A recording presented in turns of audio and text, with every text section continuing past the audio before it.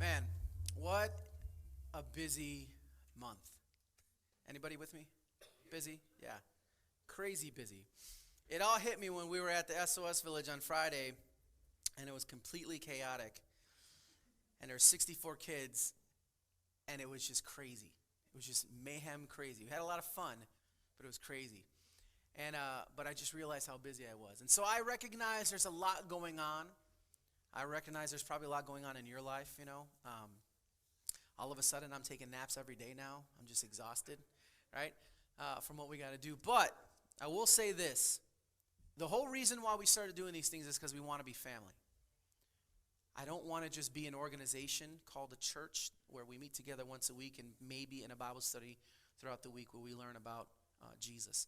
I want us to be family. I want us to sit at the dinner table together. I want us to go out and minister with each other. I want to bring new people into our family. And that's why we did all these things. You know, you might have been confused about some of the announcements, so I encourage you, look at your bulletin because it's all in print there and very clearly, okay? This Wednesday is a Christmas party. We're going to have a chili cook-off there. This is a great time to invite your friends, your family, maybe your neighbor to a really low-key event. We're just going to have some, a festive time hanging out, playing some games. But this is a great way to invite people that may not show up on a Sunday yet, but they might come to a Christmas party with you. They might come to a chili cook-off, right? And if they come and you let us know that they're a guest, we'll make them a judge so that we can, make it official, to give them something to do while they're there. So we want to make sure that you understand that this season, it's not just about being business, it's about being on mission. We're doing things on purpose, with intention, because we want to be family. We want to invite more people into our family. Does that make sense? Yeah? All right, cool. Just want to make sure. Man, but Christmas time is definitely here. Anybody do any Christmas shopping yet? No? Me neither. Because you need money to do that. No, I'm just playing. No, but Christmas time is here, right? It's supposed to be the most wonderful time of the year, right? Am I right? Anybody with me? Who knows the song? Come on, sing it with me. It's the most wonderful time of the year, with the kids jingle belling and everyone telling you be of good cheer, right? It's the most wonderful time. It's the most wonderful time. It's the most wonderful time of the year, right? Cue snowfall. And a snowflake lands on your hand, and you gaze into it with all the Christmas warmth, and cut. End scene. Now maybe that's your story. Maybe that's a scene from your life these days. But it sure as heck ain't from mine. It's not. In fact, sometimes our scene is a little bit different. Sometimes we want to experience the joy that we see people on TV have. Or maybe what we think our neighbors are experiencing. But what we're experiencing is something completely different. During this holiday season, right, and everybody's encouraging you to be cheerful, but you don't feel that. What you feel is the loss of your loved one. What you feel is that your child is going through something that you can't control and you can't make it right. You have to live through it. What you feel is the diagnosis that you were given, or someone in your family, the loss of a job, what you're feeling is the marital relationship weight right now because you guys are not together. What we feel is not joy. Maybe that's your story. Maybe that's where you're at this morning. Maybe that's a scene from your life. Everyone's saying that it's got to be happy and holly and all these things, but sometimes that's not the scene we're living. That seems like a fairy tale. That seems like something that I wish I could have, but it's just not where I'm at right now. I think about surgeries being postponed. I think about bills that don't get to be paid. I think about all of these things that get in the way. They cloud. They block my view of joy. And I say this because I know all of you in the room. I've spent time with you. I've heard your stories. I know some of the details of your life. And so I recognize this message is for us. Not you, us.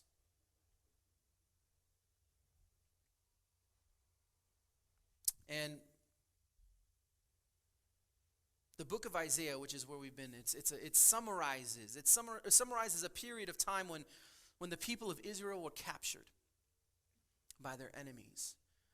They lost their homes, they lost their land.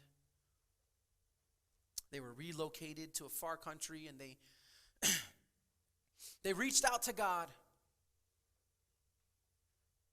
for a long time. Not a year, not 6 months, not 2 years, not 3 years, 400 years. 400 years of asking, crying out to God about their problems, about what's happening. And guess what?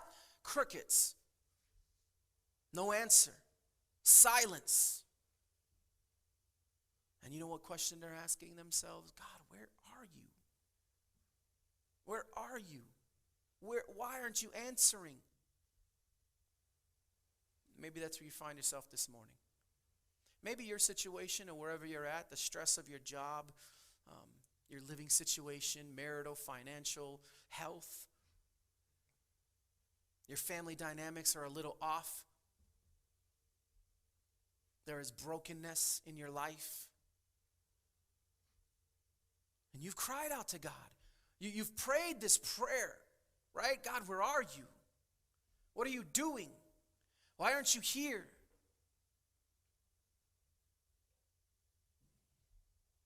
Last week we had an amazing time. We did the Angel Tree Christmas caroling. It was so cool. I didn't know how it was going to turn out. I was praying for it. I did as much as I could to get people there, and we had a great turnout. I think we had like 60 people the first day and about 45 the next. That's pretty good. But the cool thing was going into the homes of it was 9 different homes. And at every home, I got to go inside and say this phrase because it was true. It was the only reason we went. The only message we had wasn't like, hey, we got this Christmas gift for you. No, that wasn't it. It was this, God sees you and God loves you. See, because these families are experiencing the fact that someone from their home is not there. They're incarcerated right now. And I remember that. I got to go walk into every single one of these homes and say, hey, I remember when I was 5 years old and my dad was in prison and he didn't get out till I was 13. I remember getting Angel Tree gifts. I remember my mom having to deal with all the crap, excuse my language, for the feelings that we were feeling all the time. And she had to be the one that deals with all of it. I remember it. So I looked at these families and I say, God sees you and God loves you. Just know that today. And this is a small way, some Christmas caroling and some gifts. It was an amazing time. But see, the hardest times in life is when we don't hear from God. When we don't hear from God and we're doubting that He's here, or that He's there, and then joy is just a desire. It's not a reality. And for the Israelites, we don't know. I don't know why God didn't answer them. I don't know why they went through such a long period of quiet, of no answering, of silence. Maybe it was their unfaithfulness. and their disobedience. I mean, that definitely would be part of it. Maybe God wanted them to wait for the full answer in any case, whatever reason, God finally answered. So there's good news to this story. I'm not saying you need to wait 400 years either. That's the other good news. But they had to wait. And in chapter 65, which is where we're going to be today, Isaiah chapter 65, so if you have your Bibles, you want to turn there.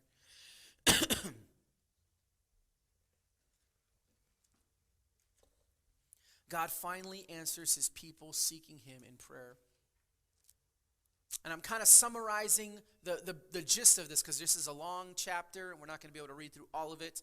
But here's the main idea for today. It's a promise. It's a promise. And here's the promise that God says. He says that he's going to rejoice in his people and be glad in them.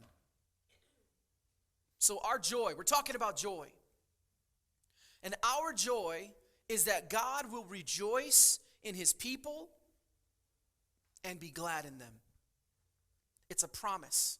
It wasn't a reality at that moment. What they were experiencing was being far from their home, far from their comfort. They didn't have the things that they want. Their life situation wasn't what they thought it was going to be. They were unhappy. Joy was not something they were experiencing.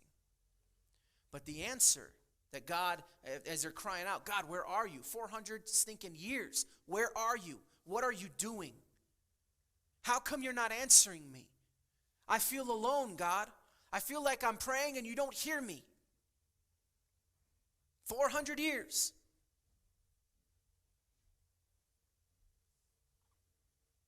And God finally says, he says, I'm gonna rejoice in you. I'm going to be with you. I'm going to be glad in my people. We're going to get to that towards the end of this message. But Isaiah chapter 65, verses 1 through 4.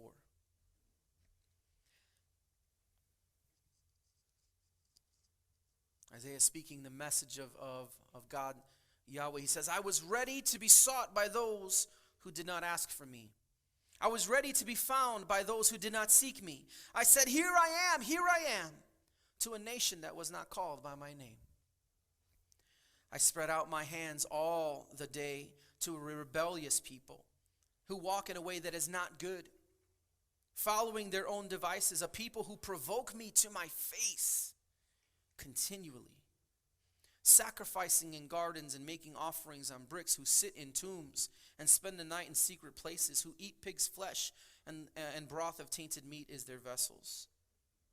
He's talking about a people that are not looking to him.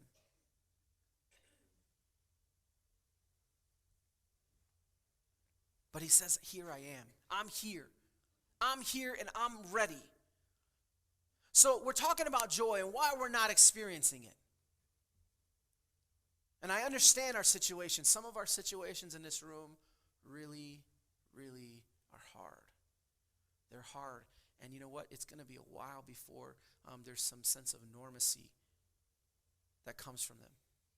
It's going to feel like an uphill battle. And honestly, Christmas is just something that we got to get through because that's not really what my life's about right now. My life is about the struggle that I'm in, that we're in. And here's the first thing that I would say, if you want to, because the better truth is that even in our hardship, even in this hard time, we can have joy. We can have joy. But there's a couple ways that we're going to miss it or we won't be able to experience it. And here's the first one. Don't dismiss the presence of God. Our joy is inclusion. Don't dismiss the presence of God. Our joy is inclusion. When someone gets me mad, all right, we're human people, right? We're going to be real here, all right? No lying in the room, okay? When someone offends you or ticks you off, does that change the way you treat that person? Right? I mean, I know the Christian answer, but what's the real answer? How we actually live, right? I mean, you might cut that person off. I know for me, I used to be like that.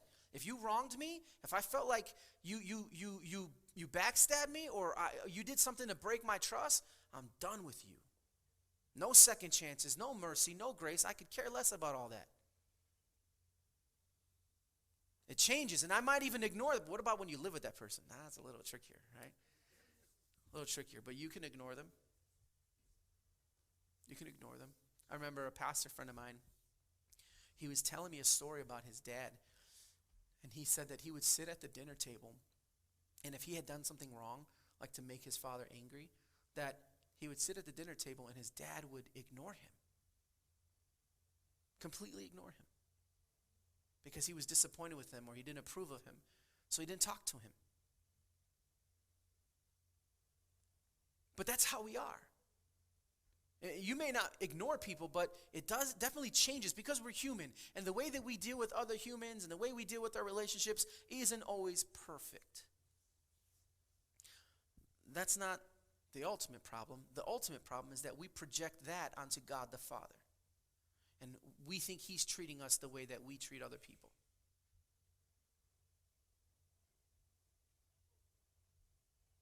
We may think that God is not hearing us, that he's ignoring us. But can I tell you this, that God is actually very much there. He's there.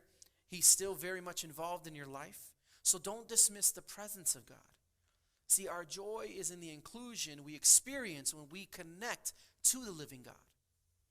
So a lot of what I'm going to talk about today, I could summarize like, hey, your joy is found in God. Okay, great. That's a great Christianese phrase right there. Doesn't really do anything for me unless you tell me how, right? How do I do this? Don't dismiss the presence of God. Don't dismiss what you do have. Sometimes we're so like, and I've heard it said, and even in my prayer earlier this morning, I was reminding myself of everything that I'm thankful for, of every blessing that God has given me. And it'd be really easy to just be a complainer about all the bills that are stacking up or all the things I can't do. I just got informed this morning that my tires are messed up. Thanks, Bob, where you're at. I was like, okay, great. Just add that to the list of all the other stuff I can't deal with right now. I could do that. Or I can say, God, thank you. Thank you for what you've given me. Thank you for what you provided, and I know you will provide again. I know that you will take care of every single one of my needs. You always have, you always will.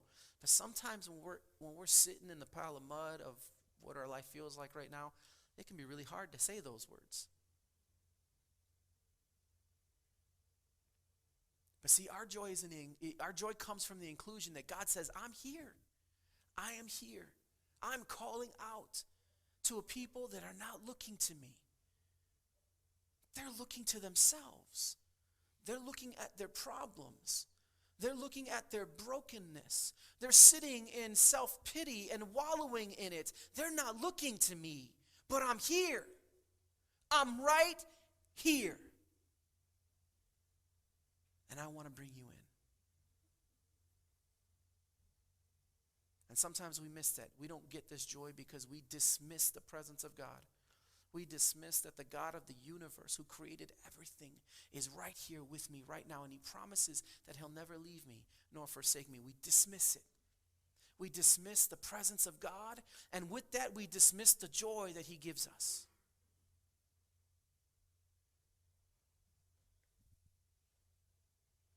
The nation of Israel felt neglected. They couldn't hear from God. So what did they do? They turned from God and they ignored him. They thought that they could do life on their own. You ever felt like that?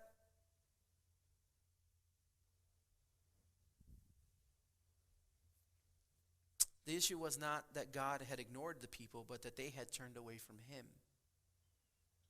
And God finally, on his own timing, he responded to their requests in the form of their prayers. God never left them. He was there the whole time.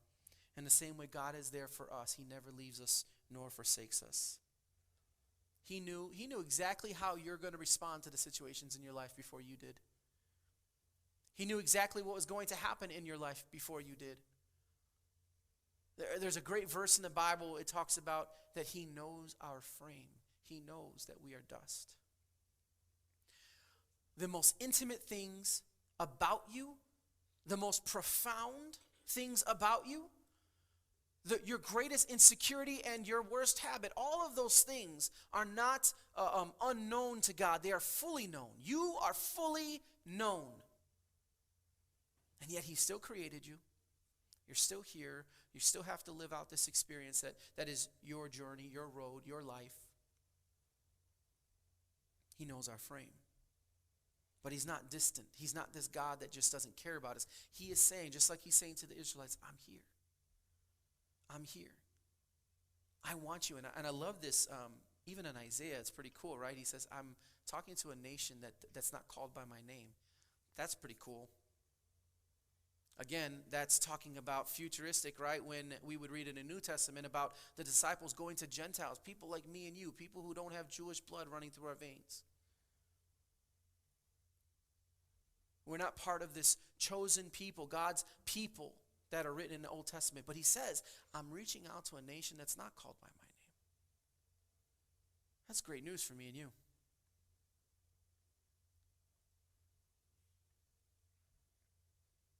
You know what the cool thing is? Out of all of creation, we're created beings. Out of all of creation, do you know who gets to have a relationship with God? Do you know who gets to have a relationship with God? Not that we might have one. Maybe you have one, maybe you don't in this room. I don't know. But you get to have one. Do you know there are angels that don't experience what we can experience? Lucifer himself, a created being, fallen from grace, hates you, wants to ruin your life.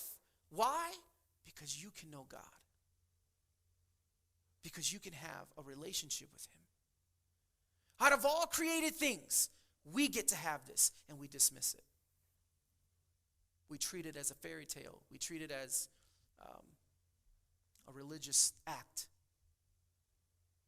And with that, we dismiss the joy that comes with it. I kind of think about it like with my spouse, with my wife. I love my wife. One of the worst things is if our family's going through a hard time, and I feel like this disconnection with her. Do you know what I'm talking about? You ever felt disconnected from your spouse? You love each other, you're committed to each other. That's not the issue. You just feel disconnected. I don't feel like we're together. And so when I don't feel like we're together, I feel like I have to face these things by myself. And I feel like I have to, I can't count on her, like she's not going to be here for me, even though that's not true, but I feel that way. And maybe she feels that way.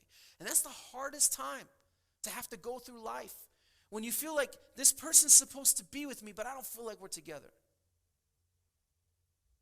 That's hard. But the opposite, I don't care what problem's in front of me. I could care less. Take the house, take the car, whatever it is. But if she's with me, there is something that I feel like I can face. Like, okay, we're going to go through this together. I got you. You got me. We're going to pray together. We're going to trust together. When one falls down, there is one to pick the other one up. Man, that is a beautiful, beautiful, beautiful picture. When we dismiss the presence of God, when we treat it as something that's not to be really grasped, we're dismissing the joy that comes with his companionship. We're dismissing the fact that he is with us. And we're choosing to say, I'm by myself. I guess I got to do this on my own.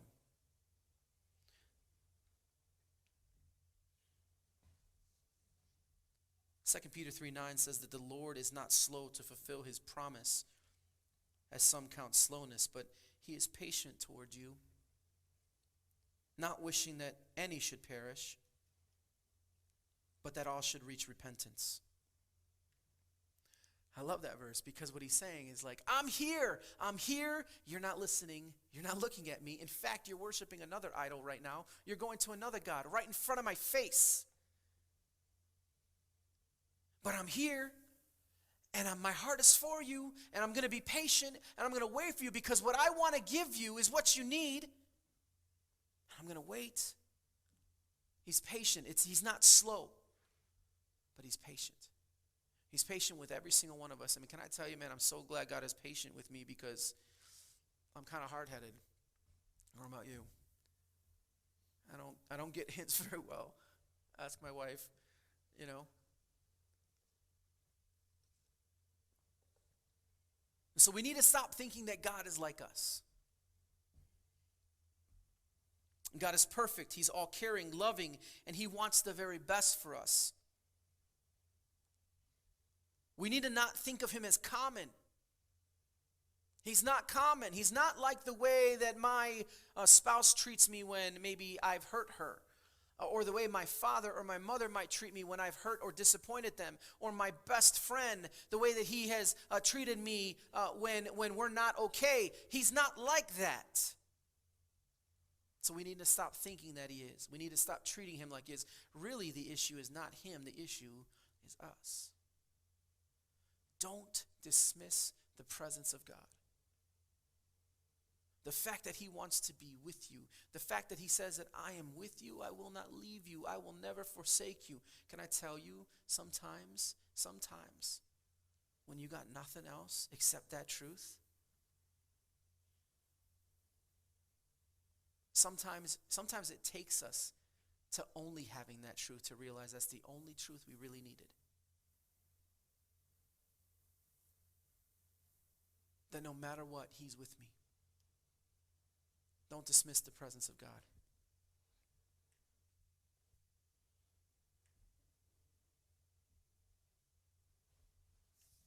Secondly, as I read through Isaiah 65, seek God only. Our joy is in his provision. Seek God only. Our joy is in his provision. Isaiah 65:10 says, Sharon will become a pasture for flocks, and the valley of Achor a place for herds to lie down, for my people who have sought me. Now this is very important, especially in the context of this verse, because as we know, the Israelites didn't always only seek God, did they? In fact, they were surrounded by people that did not worship Yahweh. They did not follow God. And they brought other ideas into the mix, and Israelites oftentimes went to those other things. See, in my experience, right? My vast experience of 38 years, right? Some of you are like, whatever. You don't know anything yet. Right? You're probably right. But in my experience, it's not God that has left me. It's that I have left God. And some of you need to understand. You need to hear this. You know the classic breakup line? It's not you, it's me. Actually, God's saying, it's not me, it's you. And you need to hear that because you're the one that walked away. Which sounds stupid because in your moment of greatest need, when you actually need his presence, you need his joy, you need the security of him. You're not experiencing it, and it's not his fault, it's ours. That's hard to hear. It's hard to hear. And the reason, and this is why, the reason that we're not experiencing the joy that God gives us is because we're not seeking him only.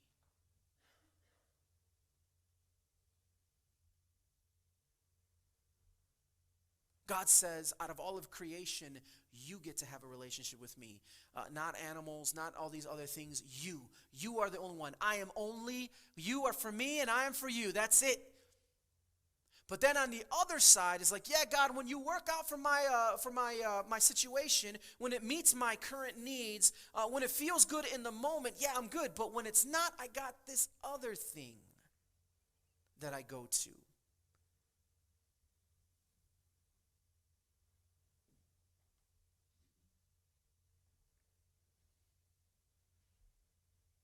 But he does say that for those that seek him, that those that seek him and seek him only, he is there for. I mean, as a pastor, I hear all sorts of stuff. I should create like a wall of weird or something, just all the crazy things that I've heard about sometimes. But this is a common thread that I hear a lot of times. I'm praying. I've been crying out to God, but he's not answering me. I mean, I pray, but it's like he's not listening to me, and I don't understand it. Maybe he's not real. Maybe he doesn't care. Can I just take a bat to that? That's a bunch of garbage. Well, I was about to say it again. You know? It's garbage. Let me take a bat to that. In James chapter 1, verses 6 through 8, it says, but let him ask in faith. So they're talking about when someone prays to God. Let him ask in faith with no doubting. No doubting. For the one who doubts is like a wave of the sea that is driven and tossed by the wind. For that person must not suppose that he will receive anything from the Lord. He is a double-minded man, unstable in all his ways. And I read that verse and you're like, well, we're not talking about doubt here. And I would say, really? I wasn't doubting. I'm really believing. I'm asking God. Really? Let's take a look at that for a second. Let's take a step back and really think about our prayers. See, because we can't expect God to come and answer our prayers when we deny or dismiss his call for holy living. There is an inappropriate expectation there. I'm not talking about being perfect. Obviously, that's something that we will not attain here. But it's the idea that God has called me to live a certain way, and I don't do that on purpose, knowing fully what I'm doing. But yet, I want to ask God for the blessings. I want to ask God to be there and show up in these things that I can't control. And then I get mad at God when he doesn't do it. And I stand there scratching my head wondering, God, why aren't you answering me? Because you doubted him and you went to something else. That's why. That's why. See, we choose to run to the porn. We choose to run to the alcohol or the gambling addiction or the relationships. We choose to run to all those things except God.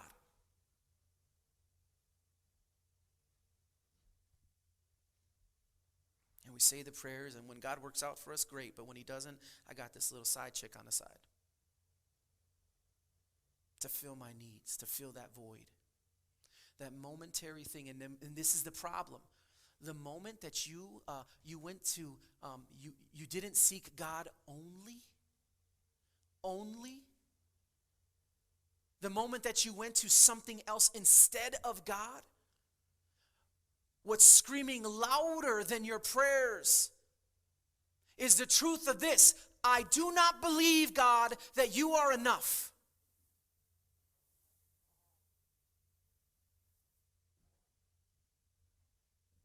That's what we're saying. And you could fill the blank in with whatever it is that you run to.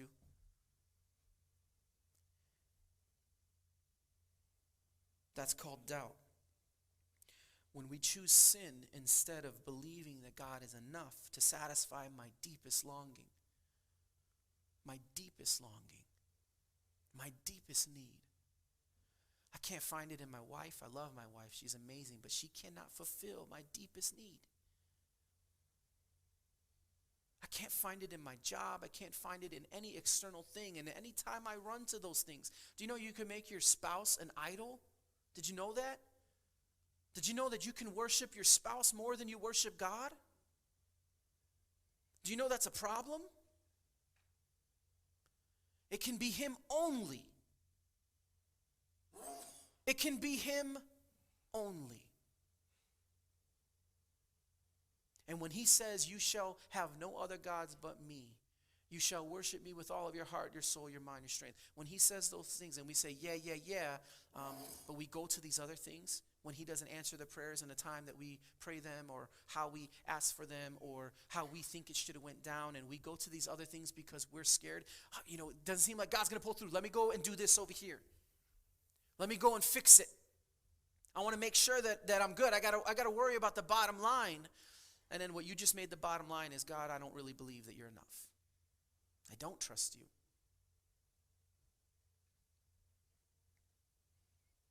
Isaiah 65, 8 through 11 talks about the contrast between these two people.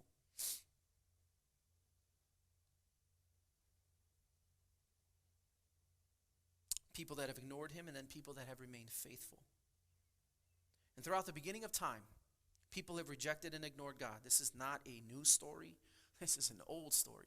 This is a story from the beginning of time. They have ignored God. They have rejected him. But there are those, and God promises that there will be faithful people who trust and follow him, that know him as their Father, their true Father, the source of hope and salvation, those that trust in the Lord Jesus as well.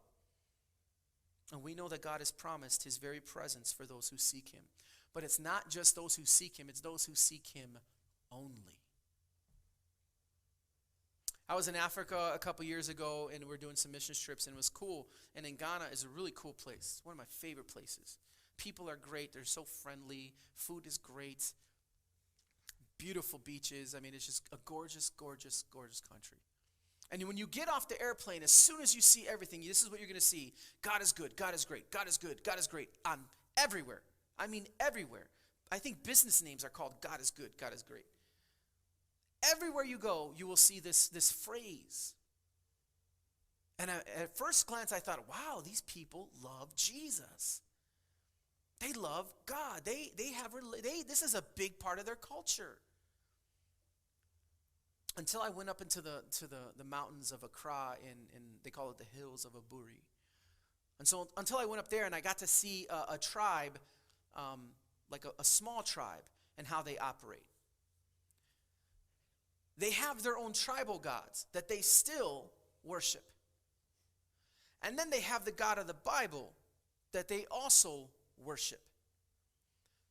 When it comes to intangible things, they go to the God of the Bible. When it comes to crops and their way of living and food, they go to the gods of their tribe. In fact, one guy told me that when somebody steals somebody else's produce, like the grain or whatever it is that they're growing, what they'll do is they'll go to the fetish priest and they will put a curse. They'll call the gods and they will put a curse on that person who stole from them. And then they'll walk to the church and sing Christian songs to Jesus. Now that sounds crazy, right?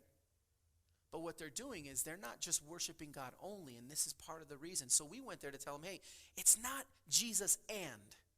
It's not God and these things. It's God only. Get away from all of that. That is dead. That is not right. That is a false God. This is the only God. Trust him only. In every situation, go to him. Well, I feel like that's a message we need to hear, because we're not experiencing the joy that we're supposed to experience, that we have from being included with God into his family, adopted as his child, because we're not seeking him only. We're running to other things. Some of you have that idol in your pocket right now. Some of you have that false god sitting at your house right now. Some of you have it, and after this, you're going to go run to that God.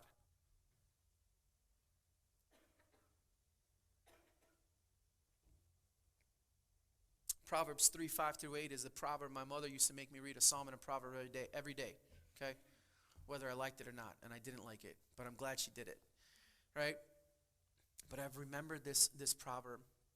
Trust in the Lord with all your heart, and do not lean on your own understanding. In all your ways acknowledge him, and he will make straight your paths.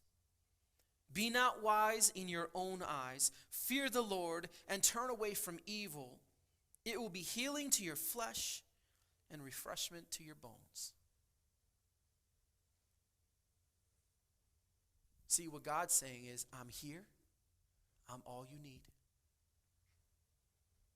I'm here, and I'm all you need. The joy I give never runs out. It doesn't dissatisfy. But you dismiss my presence, and you turn to other things. You're running to these other things, whether, like I said, if it's what you're scrambling on your phone, what you're looking at, what images or videos you're putting in front of you, to that relationship that you think is the source of your happiness.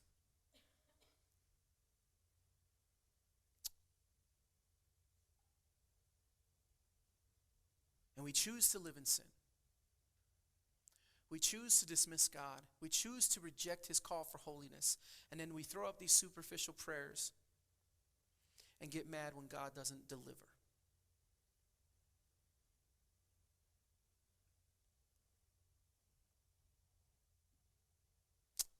The last thing is this. When I think about joy and why maybe we're not experiencing it. And can I tell you, I'm not preaching to you, I'm preaching to us. I don't know if you hear me saying we and us and our. We're in this together. This is a word from the Lord to us. We need to choose God because our joy is in his promise. Our joy is in his promise. My joy cannot be wrapped up in the things that I can provide and I can do. It can't be wrapped up in the degrees or the buildings or the stuff that I get. It can't be wrapped up in the relationships that I have, even my children. I think about those that have lost a child. And I don't even want to think about that, right? That's like the worst thing to think about. But I think about that and how devastated my life will be. How will I move on from that if that were to ever happen? Right? That's a scary thing to think about, right?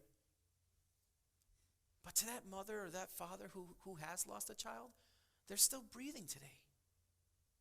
They're breathing right now. They're living, and they have to find some way to move on. And so even our joy cannot be found in our children. It can't be found in the things that are created. Because it will fail you then. It will run out. Listen to this, verse 17 through 25. And this is where it starts to get good. I know it's been kind of a Debbie Downer for most of this. All right, but for behold, I create new heavens and a new earth, and the former things shall not be remembered or come to mind. But be glad and rejoice forever in that which I create. This is God speaking. This is so cool.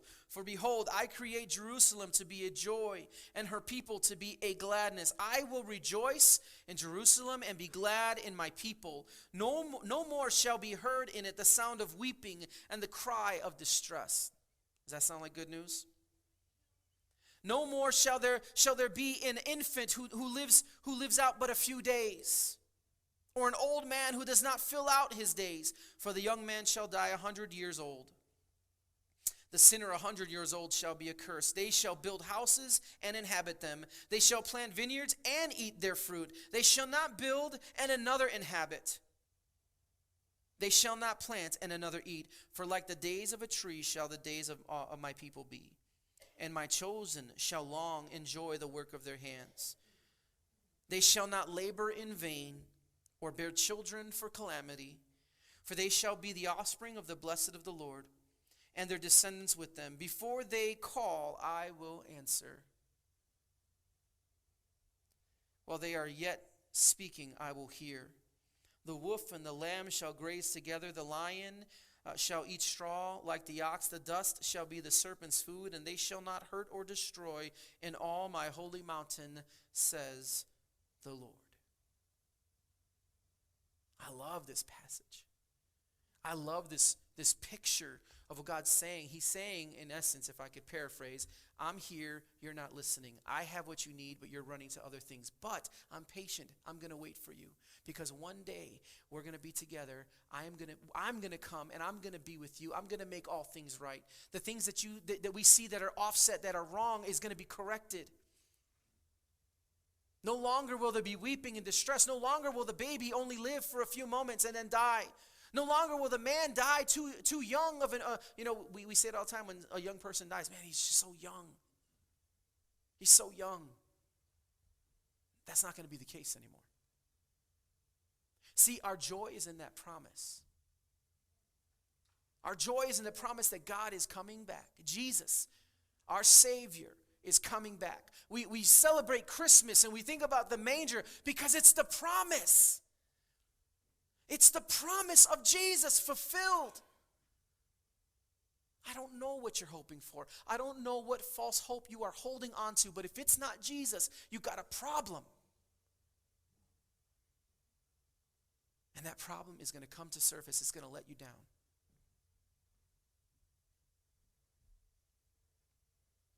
So that's the good news today. There's a promise that God makes. I love when he says, I will rejoice. I will be glad in my people. No more shall be heard in it the sound of weeping and the cry of distress. No more shall there be in it an infant who lives out but a few days, or an old man who does not fill out his days. The good news is that there's room on this bandwagon towards that promise. That's the good news. The question is, are you on it? Are you on it? Or are you trying to ride two different wagons? Are you trying to be over here and over here? I wish it could work like that, but it doesn't. He promises a new beginning. What do we have in God? What is it that we have if we choose him? If we choose God? He did this for the nation of Israel, who walked away from him they walked away from God for centuries. I mean, we know these Old Testament stories, right? It seems kind of like, dude, you guys are in the wilderness still. Get it through your head, right? Stop going to those things. Trust in God. It's real easy to be critical when it's someone else, right? But they wandered in the desert because they kept forgetting who God was. They kept running to other things. And we're just like that. We're just like that. We run to other things. We dismiss the presence of God. And we walk with this absence of joy. In verses 17 to 25, he doesn't mention all their past sins and all the things that they did, but instead he promises things that are beyond their imagination, beyond their dreams, things that sound almost too good to be true, right? It sounds like a fairy tale, honestly. Every time I read, I'm like, man, I try to imagine what it's going to be like, and I'm like, it just seems weird to me. It seems weird to me. It's like, I almost feel like they should add to this story, like the animals are going to be able to talk to us too, right? Just sounds off. Sounds like something that's too good to be true, that the lion and the bear, they're gonna be together and everybody's going to be cool, that the one's not going to try to devour the other. In the passage last week in 60, he was talking about how a child, an infant, is going to lead them, right? If we saw a Bengal tiger, right, and a small kid, what would you do? You try to get that kid away from there, right? You wouldn't say, oh, no, it's all good. They're friends. This is the new way. It doesn't make sense to me when I read it. It sounds foreign. It sounds like something that is made up. But this is a reality. This is the promise that God wants. He's deposited eternity in our hearts, the Bible says. There is a sense of looking forward to something when God will deliver what he said he'll deliver. A place of freedom and a new start. Go ahead and invite the worship team to come up. So this morning, I know that some of our situations are hard.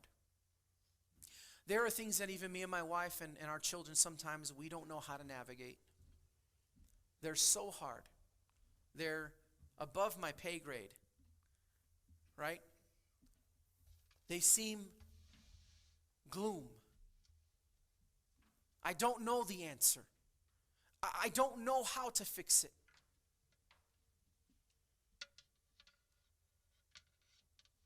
And I start to think about this joy that I see during this season where it's like, man,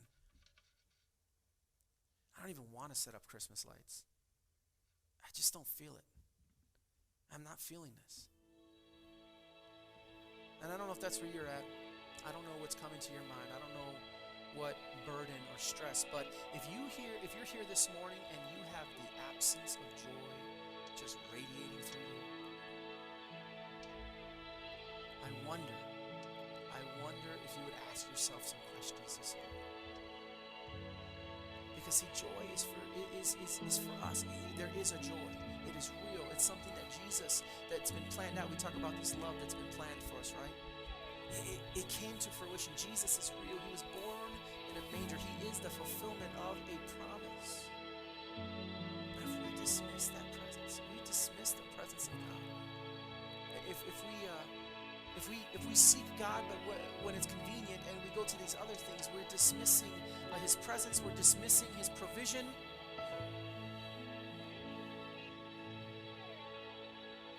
And if we don't choose him only, whatever your situation is, if you're looking to all these other things, but you're not looking to Him, then you're skipping over that promise. And that's the worst mistake of your life. So as they sing this song, it's a simple song. It's a song of a choice. We all have a choice, and that's really what this is. Don't dismiss it. You have a choice to dismiss. You have a choice to run to other things or to let God provide in your life. You have a choice to choose God only and take hold of that promise that He has made for you. That is your choice. And this song talks about that choice. Yes, I will. I will lift you high.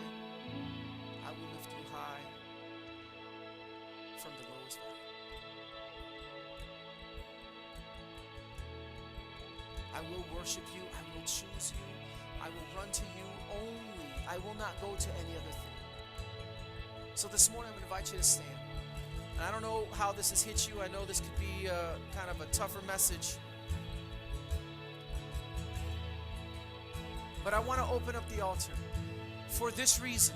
I don't know where you're at. I don't know what joy is feeling like. And maybe you're on, maybe that first opening scene, that I completely exaggerated is a scene from your life. And if that's good, great. Continue to praise God in that moment.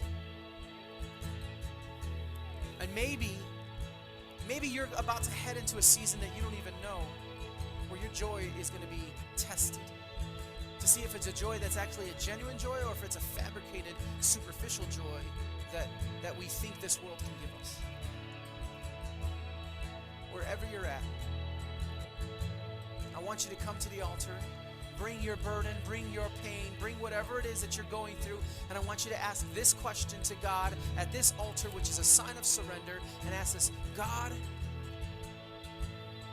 help me experience your joy. Help me experience your joy that only comes from you. Maybe you need to repent because you've run to other things. Maybe you need to repent because you haven't fully believed. You're a Christian when it's convenient. Wherever you're at, I just want you to know, I just want you to know that God sees you, and God loves you. He doesn't want that for you. He doesn't want you to wrestle through the pain by yourself. He wants you to know that He's with you, that He's there for you, and that He is for you. So as we sing this song, please make your way forward and ask that question: God, would you help me experience your joy?